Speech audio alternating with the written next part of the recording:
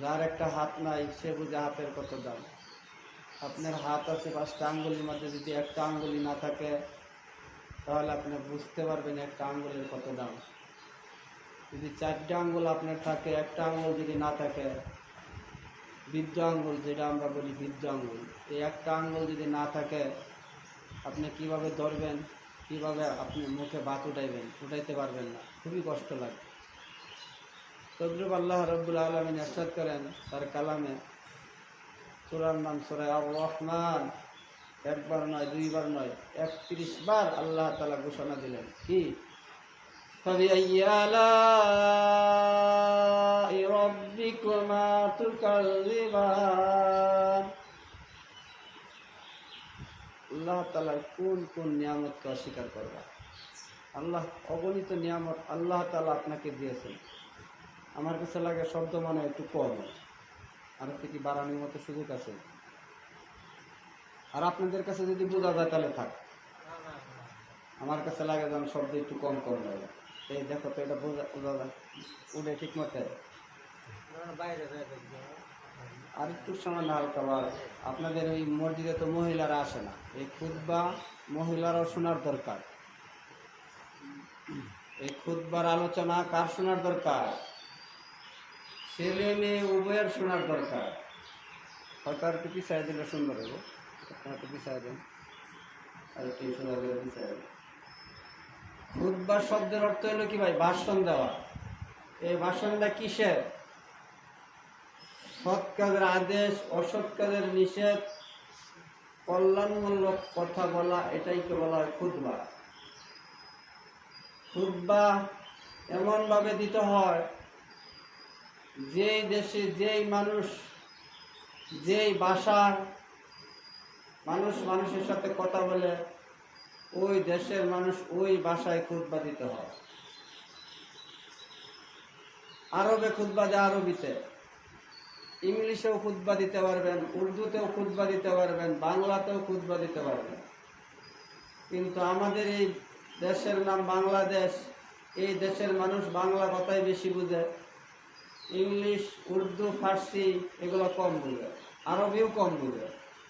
সকলে আরবি বুঝে না, অনেকে আরবি খুতবা দেয়।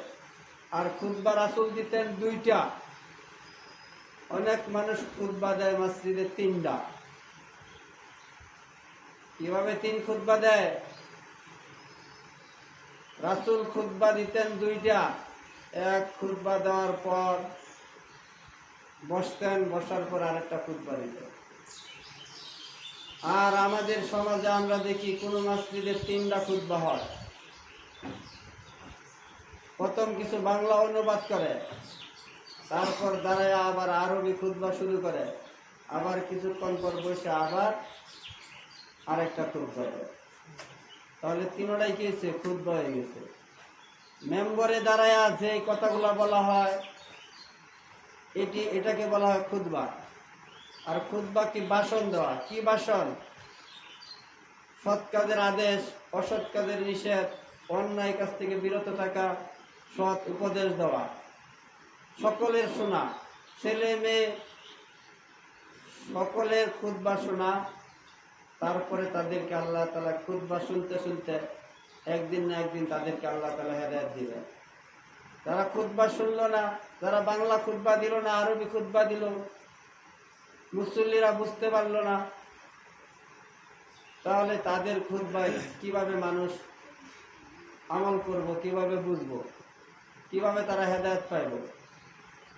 রাসূলুল্লাহ সাল্লাল্লাহু আলাইহি সাল্লাম বলেছেন, মান ইয়াহদিহিল্লাহু ফালা মুদিল্লা লাহু ওয়া মান ইউদ্লিলহু ফালা হাদিয়া লাহু। যারা আল্লাহ তাআলার নিকট হেদায়েত চায় তাদেরকে আল্লাহ তাআলা হেদায়েত দেয়। যারা আল্লাহ তাআলার নিকট হেদায়েত চায় না তাদেরকে আল্লাহ তাআলা হেদায়েত দেয় না। হেদায়েত এমনই একটা জিনিস যে হেদায়েত পাইলো সে দুনিয়া এবং আখিরাতে সফলতা অর্জন করলো, সে দুনিয়াও পাইলো, আখিরাতও পাইলো। আর যে হেদায়েত পাইলো না তার জন্য আখিরাত বরবাদ হয়ে গেল। যেই দুনিয়া ক্ষণস্থায়ী, এই দুনিয়ায় তারা ধরলো, আখিরাত তারা ছাড়লো। রাসূলুল্লাহ সাল্লাল্লাহু আলাইহি সাল্লাম বলেন, আদ-দুনিয়া ফানিয়াতুন ওয়াল আখিরাতু বাকিয়াতুন। আখিরাতের সুখ শান্তি, আখিরাতের আরামায়েশ, আখিরাতের নাজ নিয়ামত চিরস্থায়ী। দুনিয়ার সুখ শান্তি, দুনিয়ার নাজ নিয়ামত, দুনিয়ার আরামায়েশ ক্ষণস্থায়ী। আপনি একটা ক্ষণস্থায়ী নাজ নিয়ামতের জন্য মাথার ঘাম পায়ে ফেলান, রাত দিন পরিশ্রম করেন, রাতকে রাত মনে করেন না, দিনকে দিন মনে করেন না, রাত দিন আপনি পরিশ্রম করেন দুনিয়ার বাদশাহী পাওয়ার জন্য, দুনিয়ার সুখ শান্তি পাওয়ার জন্য। যেই সুখ শান্তি, যেই বাদশাহী রাসূলুল্লাহ সাল্লাল্লাহু আলাইহি সাল্লাম বললেন ক্ষণস্থায়ী। আমরাও নিজ চোখে দেখতে পাই এই দুনিয়ার রাজা বাদশাহ ক্ষণস্থায়ী। কত আদ জাতি, সামুদ জাতি, কত রাজা বাদশাহ তারা বাদশাহী করলেন, তামাম পৃথিবীর বাদশাহীও করলেন। এই পৃথিবীর জমিন আল্লাহ তাআলা চারজন বাদশাকে তামাম পৃথিবীর বাদশাহী করার সুযোগ দিলেন। দুইজন হলেন আল্লাহর খাস বান্দা, আর দুইজন হইলেন বেঈমান। দুইজন বাদশা হইলেন ইমানদার, আর দুইজন বাদশা হইলেন বেঈমান। বেঈমানের মধ্যে একজন হইল ফেরাউন, আর একজন হইল নমরুদ। আল্লাহ তাআলার বিরোধিতা করলো, তারা আল্লাহর দুশমন। তারাও আল্লাহ তাআলার কাছে দুনিয়া চাইছে, তাদেরকে আল্লাহ তাআলা দুনিয়া দিয়েছে। যারা দুনিয়া চায় তাদেরকে আল্লাহ তাআলা দুনিয়া দেয়, যারা দুনিয়া এবং আখিরাত চায় তাদেরকে আল্লাহ তাআলা দুনিয়া এবং আখিরাত উভয় দেয়। আপনি চাওয়ার মধ্যে কেন ভুল করবেন? চাওয়ার মধ্যে আপনি কেন ঠকবেন? রব্বানা আতিনা ফিদ দুনিয়া হাসানাতাও ওয়া ফিল আখিরাতি হাসানাতাও ওয়া কিনা আযাবান নার। আল্লাহ তাআলা ইরশাদ করলেন, বান্দা তুমি আমার কাছে দুনিয়ার কল্যাণ চাও, আখিরাতের নাজ নিয়ামত, আখিরাতের সুখ শান্তি, আখিরাতও চাও, দুনিয়াও চাও। এতে আল্লাহ তাআলা দুনিয়া এবং আখিরাতের কথা বললেন। রব্বানা আতিনা ফিদ দুনিয়া, এই যে আয়াতটা পড়লাম, অনেকেই বুঝতে পারছে, অনেকেই বুঝতে পারে নাই। রব্বানা, হে প্রভু, আতিনা ফিদ দুনিয়া, ফিদ দুনিয়ার কথা বলা হচ্ছে, দুনিয়াটা চাইতেছেন আপনি আল্লাহর কাছে। আল্লাহ দুনিয়াও চাইতে আদেশ করলেন, আখিরাতও চাইতে আদেশ করলেন। কিছু মানুষ দুনিয়া চায়, আখিরাত চায় না, আখিরাত বিশ্বাস করে না। আর কিছু মানুষ দুনিয়াও চায়, আখিরাতও চায়। আল্লাহ তাআলা কিছু মানুষকে আখিরাতও দিবেন, দুনিয়াও দিবেন। আর কিছু মানুষকে আল্লাহ তাআলা দুনিয়া দিবেন, আখিরাত দিবেন না। তার কারণ কি? সে আখিরাত চায় না, আখিরাত বুঝে না, আখিরাত তার বিশ্বাস নাই। কাফের, ফেরাউন, নমরুদ, তারা আখিরাত চাইতো না। ফেরাউন দুনিয়াতে সে রাজত্ব করছে, সে দুনিয়াই চাইছে। আর এই ক্ষণস্থায়ী রাজা বাদশাহী পাওয়ার জন্য তারা রাত দিন পরিশ্রম করলো। আর আখিরাতের চিরস্থায়ী বাদশাহী পাওয়ার জন্য আপনি কতটুকু পরিশ্রম করলেন, কতটুকু চিন্তা করলেন? আলোচনা শোনার পর বিবেচনা করুন। যাদেরকে আল্লাহ তাআলা দুনিয়াও দিল, আখিরাতও দিল, তারা কেমন? আর যাদেরকে আল্লাহ তাআলা দুনিয়া দিল, আখিরাত দেয় না, তারা কেমন?